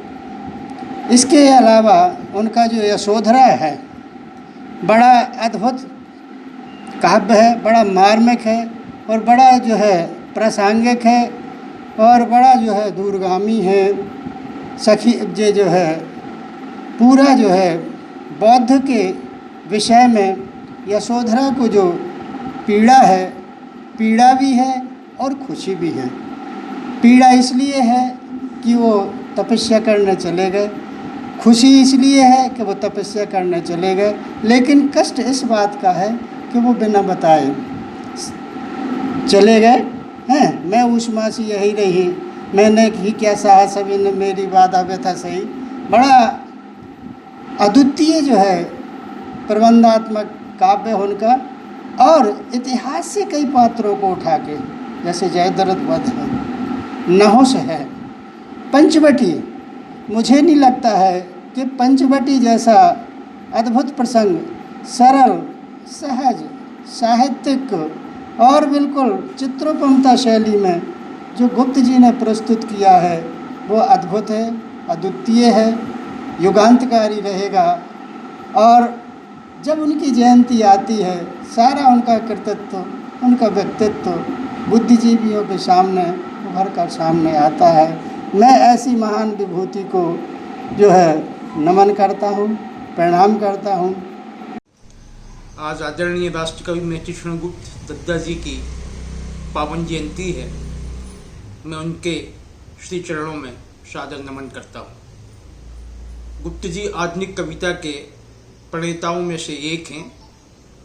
जिस समय अधिकांश कवि क्षेत्रीय भाषाएं जैसे ब्रजी, मैथिली इत्यादि में लिख रहे थे, उस समय दद्दा ने खड़ी बोली को चुना और खड़ी बोली के शीर्षस्थ रचनाकार के रूप में स्थापित हुए। उनके अमर महाकाव्य भारत भारती ने जहाँ स्वाधीनता की अलख जलाने में महत्वपूर्ण योगदान दिया, वहीं उनकी रचनाएं भारतीय संस्कृति एवं धर्म से प्रभावित रही। महाकाव्य साकेत रामायण के उपेक्षित चरित्र लक्ष्मण की पत्नी उर्मिला को चित्रांकित करता है एवं यशोधरा बौद्ध धर्म को प्रतिबिंबित करता है। बुंदेलखंड साहित्य अकादमी के संस्थापक स्वर्गीय नर्मदा प्रसाद गुप्त जी ने राष्ट्रकवि जी की जयंती को कवि दिवस के रूप में मनाने की शुरुआत की थी। आशा है यह सिलसिला चलता रहेगा और आज के दिन आदरणीय राष्ट्रकवि जी की याद में साहित्यकार सम्मानित होते रहेंगे। गुप्त जी ने बुंदेलखंड की मिट्टी में जन्म लेकर हम सबको गौरवान्वित किया है, जिसके लिए हम सभी कृतज्ञ हैं।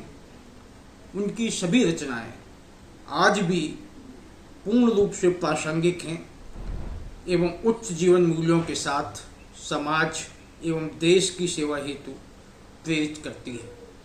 सादर श्रद्धांजलि।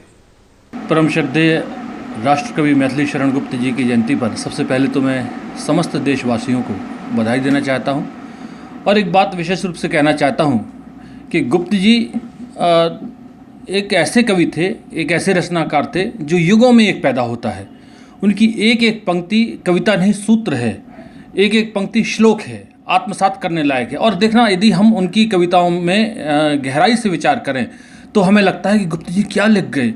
गुप्त जी तो जो लिख गए वो संपूर्ण मानव समाज के लिए, संपूर्ण सृष्टि के लिए, वो उनने केवल हिंदुस्तान के लिए, केवल भारतवर्ष के लिए नहीं लिखा। मैं कुछ एग्जाम्पल देना चाहता हूँ आपको। उन्होंने जैसे एक जगह लिखा कि जाति धर्म या संप्रदाय का नहीं भेद व्यवधान यहाँ, जाति धर्म या संप्रदाय का नहीं भेद व्यवधान यहाँ, सबका स्वागत, सबका आदर, सबका सम सम्मान यहाँ। नहीं चाहिए बुद्धि बैर की, नहीं चाहिए बुद्धि बैर की, आज प्रेम उन्माद यहाँ। नहीं चाहिए बुद्धि बैर की, भला प्रेम उन्माद यहाँ, सबका शिव कल्याण यहाँ है, पावे सभी प्रसाद यहाँ। अब देखना इन पंक्तियों में जहाँ वो सबका हित चाहते हैं, सबका कल्याण चाहते हैं, सबको समभाव से देखते हैं, वहाँ उनने यदि भगवान का नाम उपयोग किया है तो शिव का उपयोग किया है। वो खुद लिखते हैं सबका शिव कल्याण यहाँ, शिव जो निराकार है। तो उनने यदि सबके हित की बात की है, संपूर्ण समाज की बात की है, उनने संपूर्ण विश्व की, भारतवर्ष की, संपूर्ण भारतवर्ष में जितनी जाति धर्म संप्रदाय रह रहे हैं, यदि सबकी बात करते हैं तो वहाँ उनने जो मतलब अपनी कविता में शिव का को आराध्य मान करके शिव का नाम उद्घोषित किया है। उनने अपनी कविता में लिखा है, अंकित किया है, शिव जो निराकार है, जो सबका है, चाहे किसी धर्म के लोग हों, चाहे किसी जाति के लोग हों, चाहे किसी संप्रदाय के लोग हों। तो उनकी कविता में यदि हम पढ़ें तो हर जगह, हर एक पंक्ति में, हर एक शब्द में कहीं ना कहीं इतनी गहरी अनुभूति है, इतनी गहरी अनुभूति है जिसे समझ पाना शायद एक आम व्यक्ति के बस की बात नहीं है। इसीलिए मैथिली शरण गुप्त जी को समझने के लिए हमें निश्चित रूप से किसी योग्य व्यक्ति की आवश्यकता होती है। उन्हें हम बार बार पढ़ें, जब 10 बार पढ़ते हैं, कई बार पढ़ते हैं, तो उनकी गहराई तक कुछ पहुंच पाते हैं। वो इस देश के लिए, इस देश के बच्चों के को लेकर के कितने अधिक आत्मविश्वासी हैं। वो लिखते हैं कि जिस कुल देश जाति के बच्चे दे सकते हैं निज बलिदान, उसका वर्तमान कुछ भी हो पर भविष्य है महामहान। वो ये समझते हैं कि जहाँ के बच्चों में संस्कार युक्त हैं, जहाँ के बच्चों में देश प्रेम की भावना है, उस देश का भविष्य कभी बर्बाद नहीं हो सकता, उस देश का भविष्य कभी खराब नहीं हो सकता। ये मैसेज देते हैं वो हमें। और इस मैसेज को यदि हम समझें, इस मैसेज को आत्मसात करें, तो हमें सिर्फ आज के दिन ये संकल्प लेना है कि हम सिर्फ अपने घर के बच्चों को, अपने बच्चों को ये संस्कार दें कि उनमें बहुत अच्छे संस्कार दें, उनमें देशभक्ति की भावना प्रबल करें। यदि हमने अपने बच्चों में देशभक्ति की भावना प्रबल कर ली, यदि हमने अपने घर के बच्चों को अच्छे संस्कार दे दिए, तो निश्चित ये आपका इस देश के लिए बहुत बड़ा योगदान होगा, बहुत अमूल्य योगदान होगा। आज के दिन में मैं सिर्फ आपसे इतना कहना चाहता हूँ कि राष्ट्रकवि मैथिली शरण गुप्त जैसे रचनाकारों की एक पंक्ति को ही आत्मसात कर लें, तो शायद आपका इस धरती पर, भारतवर्ष में जो आपने जन्म लिया है, इसका जो कर्ज है, एक पंक्ति में आप वो कर्ज उतार सकते हैं यदि आप सिर्फ उनकी एक पंक्ति को आत्मसात कर लें। मैं एक बार फिर आपको उनकी जन्म जयंती पर बहुत बहुत शुभकामनाएं देता हूं। धन्यवाद। मैथिली शरण गुप्त जी राष्ट्र कवि है और राष्ट्र कवि की ये उपाधि उनको शांति दूत महात्मा गांधी ने प्रदान की थी। दरअसल मैथिली शरण गुप्त आज़ादी के दौर के एक ऐसे नज़्म निगार हैं जिन्होंने कई काव्यखंड लिखे हैं और जिसमें उन्होंने लोगों को आज़ादी की तरफ और आज़ादी की कीमत की तरफ उभारा है। इसके साथ साथ उनकी लेखनी में एक बात और भी देखने को मिली है कि उन्होंने उन मज़ामीन को भी उठाया है जिन मज़ामीन को किसी और ने नहीं छुआ। मसलन उन औरतों का उन्होंने ज़िक्र किया जिन्होंने तारीख़ का जिनको एक हिस्सा भी नहीं माना था, लेकिन उनकी अहमियत को बतलाते हुए इन्होंने अपने कलम को चलाया। यशोधरा पर उन्होंने लिखा, उर्मिला पर लिखा, कैकेयी पर लिखा, और इसी तरीके से और भी कई नाम हैं, हडम्बरा है, और भी कई नाम ऐसे हैं जिनके ऊपर उन्होंने अपने कलम को उठाया और उसका अपना हक़ अदा किया।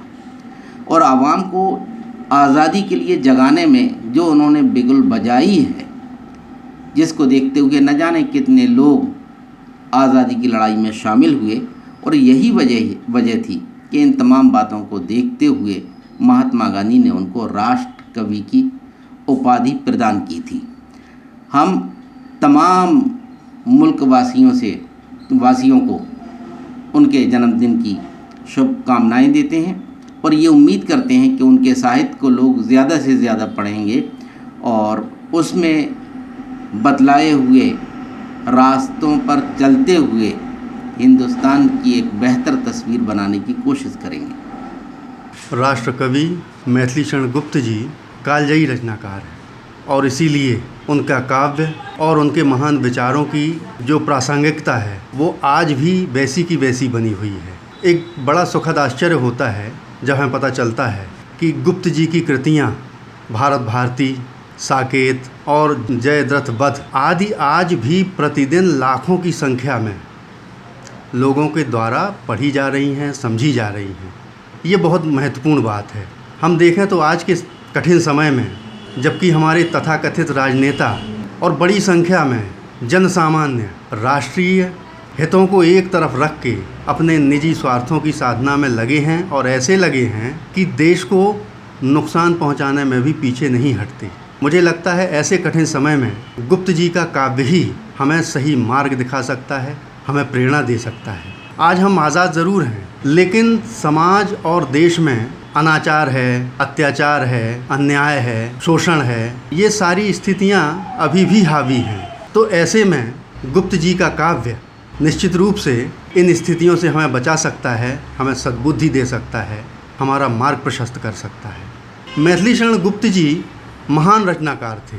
वे समाज और देश में एक वैचारिक क्रांति लाना चाहते थे और उस क्रांति के ज़रिए समाज और देश में सत्यम शिवम सुंदरम की स्थापना करना चाहते थे। इसीलिए मुझे लगता है कि जो उनका काव्य है वो हमेशा हम लोगों को सत्कर्मों के लिए लगातार प्रेरित करता रहेगा, हमें प्रोत्साहित करता रहेगा और इस समाज को सही दशा और दिशा देने में निश्चित रूप से हमारी मदद करेगा। राष्ट्रकवि मैथिली शरण गुप्त जी की जयंती के अवसर पर मैं सभी को बहुत बहुत हार्दिक शुभकामनाएं देना चाहता हूं और कहना चाहता हूं कि इस समय हम राष्ट्रकवि की रचनाओं को मन से पढ़ें, उनसे सबक लें और हम जो अपने समाज को सुधारने के लिए कर सकते हैं वो करें।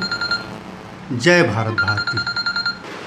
राष्ट्रकवि मैथिली शरण गुप्त जी की जयंती 3 अगस्त को है और इसके लिए सबसे पहले तो मैं पूरे देशवासियों को कवि कुल की तरफ से बधाइयाँ देना चाहती हूँ कि जो हम सबके बुंदेलखंड के गौरव मैथिली शरण गुप्त, राष्ट्रकवि मैथिली शरण गुप्त हम बुंदेलखंड के और पूरे देश के गौरव हैं, जिनकी कविताएं अंतर्राष्ट्रीय स्तर पर और द्विवेदी काल के सबसे प्रमुख कवि जो रहे हैं वो हमारे मैथिली शरण गुप्त हमारे दद्दा जी रहे हैं। तो पुनः आप सभी को बहुत बहुत बधाइयाँ देती हूँ मैथिली शरण गुप्त के जन्म दिवस की।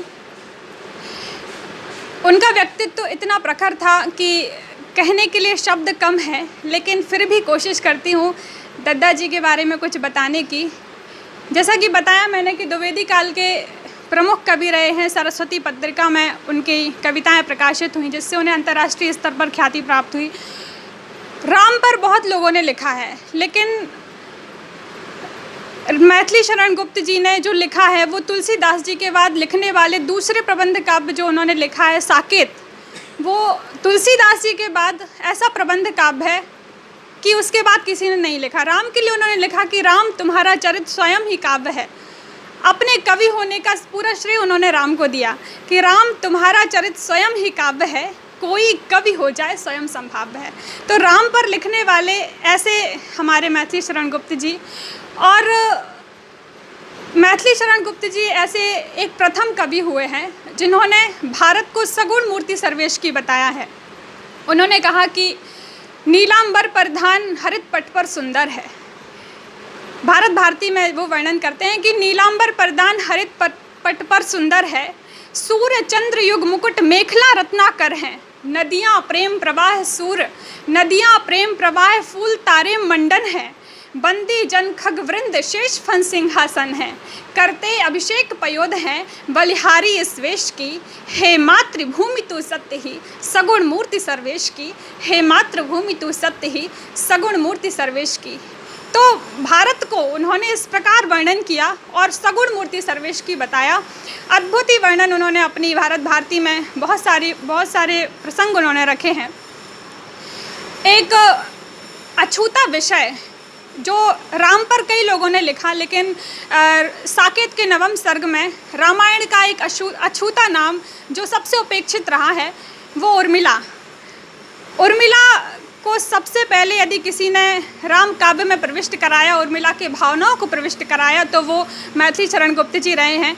उर्मिला के द्वारा वो नारी के त्याग का किस प्रकार वर्णन करते हैं, दो पंक्तियां कहती हूँ कि उन्होंने उर्मिला के द्वारा कहने की कोशिश की है।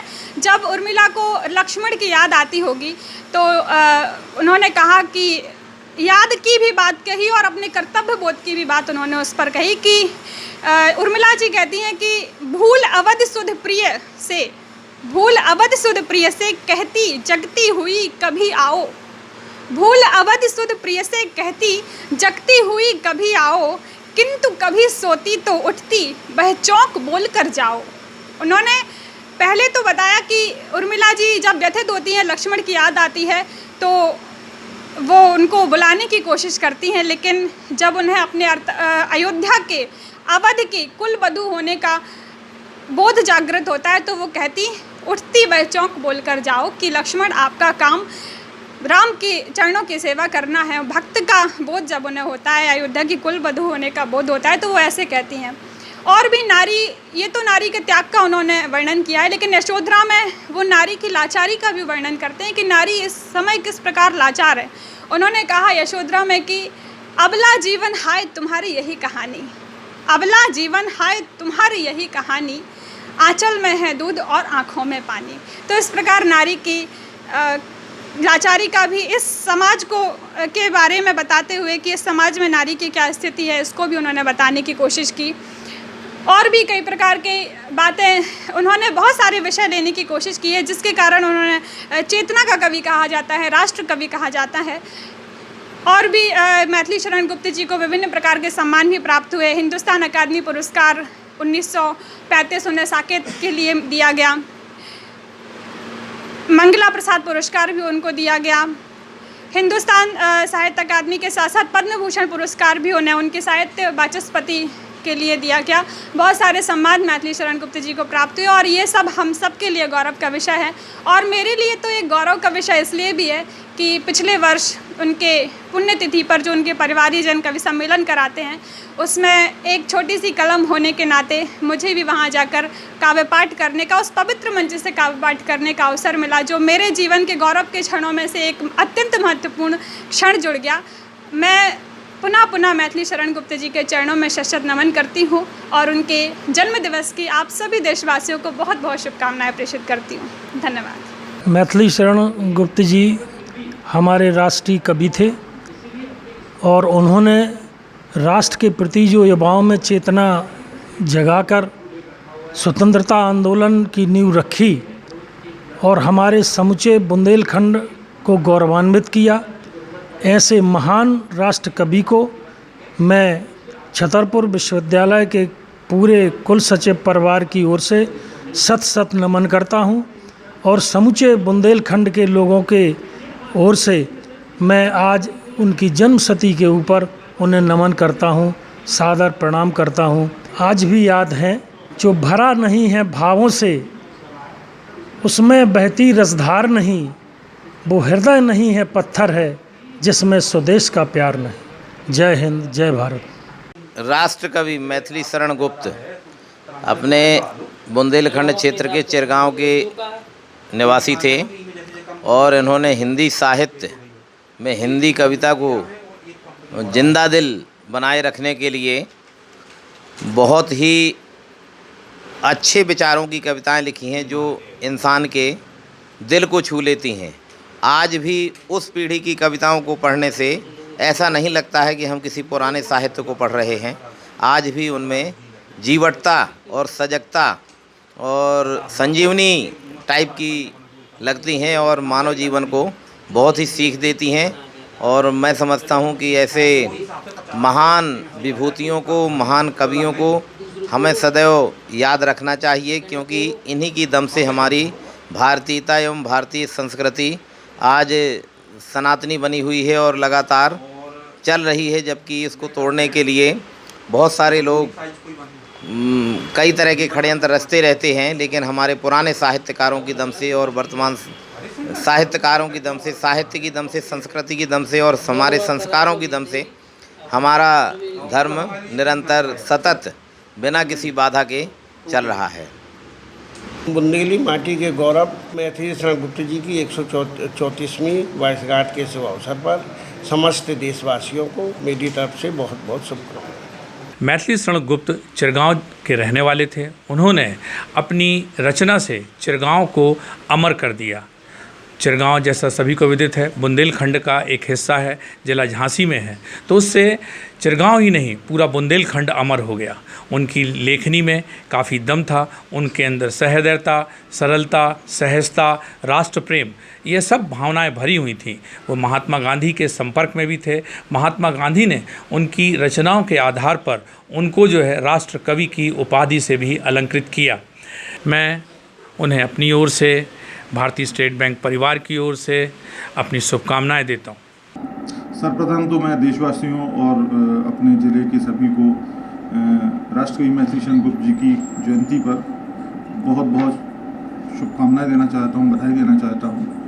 एवं मैं चाहता हूँ कि जिस तरह से राष्ट्रकवि मैथिली गुप्त जी ने स्वतंत्रता संग्राम में भाग लेके हमारे देश को आज़ाद कराया, स्वतंत्र कराया, उसी तरह सभी भारतीय अगर थोड़ा सा भी योगदान अपने देश के प्रति दें तो हमारा देश नई ऊंचाइयों पे पहुंचेगा, ऐसा मैं आशा करता हूं।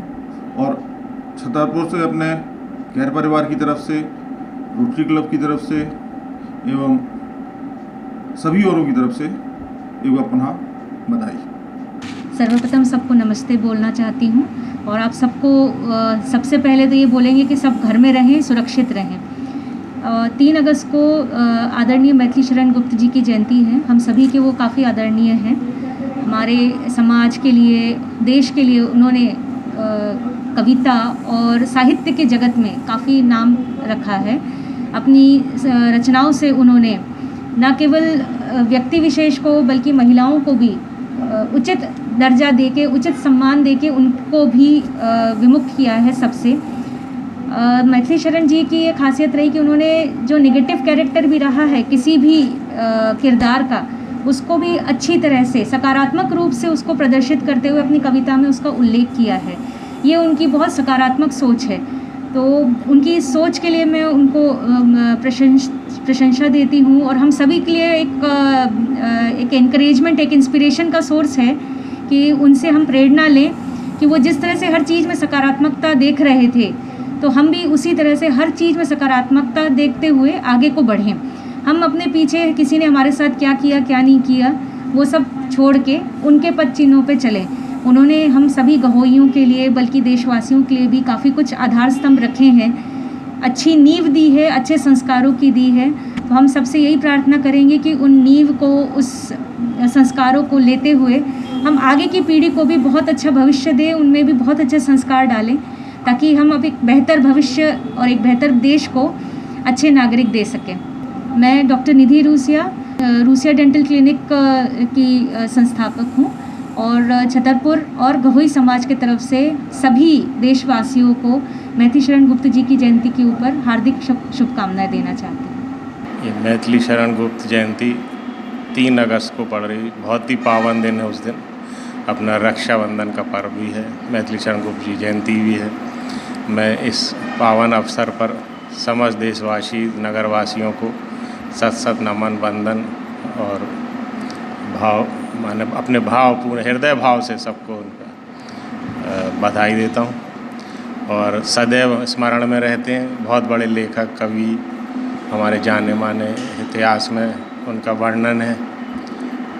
लंबी समय तक उन्होंने देश की सेवा की, देश के लिए अनेक लेख उपन्यास इतिहास बन के रह गए, पर आज भी उनका स्मरण सभी को रहता है। मैं एक बार पुनः समस्त देशवासी नगरवासी अपने रोटरी क्लब छतरपुर की ओर से उनका बहुत बहुत स्मरण आभार, इस देश के लिए जो उन्होंने किया वो अनन्य माने सेवाएं कभी भी ना भूलने वाली चीज़ है। राष्ट्रकवि मैथिली शरण गुप्त जी हमारे समाज के ही नहीं वरन राष्ट्र के भी गौरव थे और उनकी रचनाओं को पढ़कर हमारी आज़ादी के दीवानों ने अपनी आहुति प्रदान की। आदरणीय राष्ट्रपिता महात्मा गांधी जी ने उन्हें राष्ट्रकवि की उपाधि प्रदान की थी। ऐसे महापुरुष को मैं नमन करते हुए उनकी जयंती पर बहुत बहुत शुभकामनाएं सभी को प्रेषित करता हूं। धन्यवाद। राष्ट्रकवि मैथिली शरण गुप्त हमारी समाज के ही नहीं वरन पूरे देश के गौरव थे। उन्होंने उस समय जब स्वतंत्रता संग्राम आंदोलन चल रहा था तब अपनी कविताओं के माध्यम से लोगों में एक नई चेतना फूंकी, जिससे लाखों युवा देश के ऊपर मर मिटने के लिए तैयार हो गए थे। ऐसे माँ भारती के अमर सपूत पद्म भूषण से अलंकृत राष्ट्रकवि मैथिली शरण गुप्त जी की जयंती पर मैं अपनी ओर से संपूर्ण नगर गहोई वैश्य समाज छतरपुर की ओर से क्षेत्रवासियों को, देशवासियों को उनके जन्मदिन पर बधाइयाँ देता हूँ और सभी से उनके परिजनों पर पद चिन्हों पर चलने का प्रयास करने का आह्वान करता हूँ। उन्होंने कहा था कि जिस कुल देश जाति के बच्चे दे सकते हैं निज बलिदान, उनका वर्तमान कुछ भी हो पर भविष्य है महामहान, भविष्य है महामहान। हमारे गहोई समाज के कर्णधार हमारे आदरणीय राष्ट्रकवि मैथिली शरण गुप्त जी की जयंती हम लोग मनाते 3 तारीख को मनाते चले आ रहे हैं।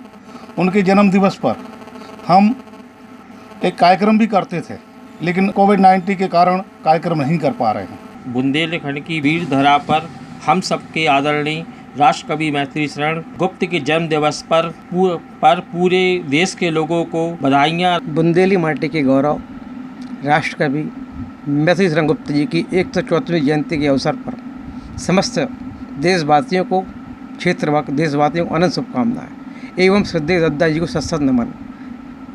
मैं आनंद अग्रवाल, अध्यक्ष जिला सुख विक्रेता कल्याण संघ, सचिव रोटरी क्लब छतरपुर, आदरणीय परम श्रद्धेय दद्दा जी को बहुत बहुत श्रद्धांजलि अर्पित करता हूँ।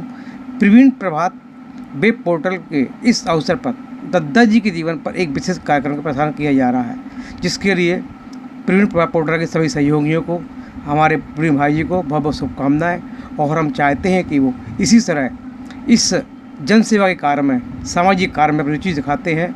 आदरणीय मैथिली शरण दद्दा जी के प्रति जो उनकी हार्दिक श्रद्धा सुमन है, उसके लिए बहुत बहुत साधुवाद देते हैं और हम अपने पूरे कपड़ा व्यापारियों की तरफ से आदरणीय दद्दा जी को, परम पूज्य दद्दा जी को श्रद्धांजलि अर्पित करते हैं। धन्यवाद। देश के हित में उन्होंने देश की आज़ादी के लिए, सबके लिए उन्होंने बहुत काम किया और इसीलिए वो राष्ट्रकवि कहलाए। मैं उनकी जयंती पर हार्दिक शुभकामनाएं, बधाई प्रेषित कर।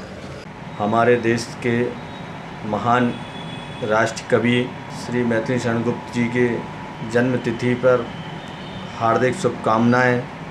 ऐसे महान पुरुष जिनने गहोई समाज को अमर किया है और गौरवान्वित किया है, ऐसे महान पुरुष के जन्म तिथि पर पूरे देशवासियों को हार्दिक शुभकामनाएं और ऐसे महान पुरुष को मेरा चरण वंदन। मैं सर्वप्रथम 3 अगस्त को राष्ट्रकवि मैथिली शरण जयंती जो कवि दिवस के रूप में मनाई जाती है, उसकी सभी नगरवासियों को हार्दिक शुभकामनाएं देता हूं। और मैं चूँकि छतरपुर के बाहर हमें लगता है मध्य प्रदेश में पहला जो राष्ट्रकवि मैथिली शरण के नाम से जो स्कूल संचालित है, मैं उसका संचालक हूं। और मैं सभी देशवासियों को और नगरवासियों को शुभकामनाएं देता हूं। राष्ट्रकवि मैथिली शरण गुप्त की जयंती पर मैं सभी देशवासियों को हार्दिक शुभकामनाएं सभी लोगों की ओर से देना चाहता हूं। सर्वप्रथम मैं 3 अगस्त के अवसर पर समस्त देशवासियों को राष्ट्रकवि जयंती की बधाई देना चाहता हूं। और मैं उन समस्त देशवासियों से एवं ज़िले के नागरिकों से ये कहना चाहता हूं कि राष्ट्रकवि जी की रचनाओं को अवश्य पढ़ना चाहिए, क्योंकि उन्होंने देश को स्वतंत्रता दिलाने में बहुत बड़ा योगदान दिया था। उन्होंने उस समय जब देश हमारा अधीन था अंग्रेज़ों के समय में, तो उन्होंने बहुत अच्छी रचनाएं लिख के देशवासियों को देशभक्ति के लिए जागृत किया। और मैं उनकी जयंती के अवसर पर 2 शब्द कहना चाहूँगा उनकी लिखे रचनाओं के। मुझे कुछ पंक्ति याद आ रही है जो मैं सुनाना चाहूँगा। जो भरा नहीं है भावों से बहती जिसमें रसधार नहीं, वह हृदय नहीं है पत्थर है जिसमें स्वदेश का प्यार नहीं। इन्हीं शब्दों के साथ मैं समस्त देशवासियों को राष्ट्रकवि मैथिली शरण जयंती की शुभकामनाएं देता हूँ। आप सभी को मैथिली शरण गुप्त जयंती की बहुत बहुत शुभकामनाएं देती हूँ। मैथिली शरण गुप्त हिंदी सम्राट के जाने माने कवि हैं। इनका चिरगांव में 3 अगस्त को इनका जन्म हुआ और इनके जन्म दिवस के शुभ अवसर पर हम सभी देशवासियों को एक बार पुनः शुभकामनाएं देते हैं। इन्होंने अपनी रचनाओं में उपेक्षित महिलाओं को आगे बढ़ाया है और उनके लिए बहुत सारे रचनाएं इनने लिखी हैं। उन्हें हर तरीके से सहयोग करके समाज में उनको स्थान दिलाया है। जैसे इन्होंने महिलाओं के लिए लिखा है कि अबला जीवन हाय तेरी यही कहानी, आंचल में है दूध और आँखों में पानी। तो इस तरीके से इन्होंने जो हमारी जैसे कैकई है, उर्मिला है, हिडम्बा है, ऐसी जो महिलाएं हमारी समाज में इन्हें उपेक्षित माना जाता था, इनको एक विशिष्ट स्थान दिला के उनका अपना स्थान दिलाया है। ऐसे हमारे राष्ट्रकवि, हमारे सम्राट राष्ट्रकवि मैथिली शरण गुप्त जी ने जो हमारे समाज को लेके आगे बढ़ाया है, महिलाओं को आगे बढ़ाया है, उनको मैं सशक्त नमन करती हूँ और समस्त महिलाओं की ओर से एक बार पुनः उन्हें श्रद्धांजलि अर्पित करती हूँ। मैं राधिका पंसारी, गहोई महिला मंडल अध्यक्ष। मैं सभी देशवासियों को गुप्त जी की जयंती की हार्दिक शुभकामनाएं देती हूँ। स्वतंत्रता संग्राम के समय उनकी कृति भारत भारती ने सभी को खूब प्रभावित किया, जिससे प्रभावित होकर हमारे गांधी जी ने उन्हें राष्ट्रकवि की उपाधि से सम्मान किया। और मैं उनकी 2 पंक्तियां सुनाना चाहती हूँ। जो भरा नहीं है भावों से बहती जिस रसधार नहीं, वह हृदय नहीं है पत्थर है जिसमें स्वदेश का प्यार नहीं।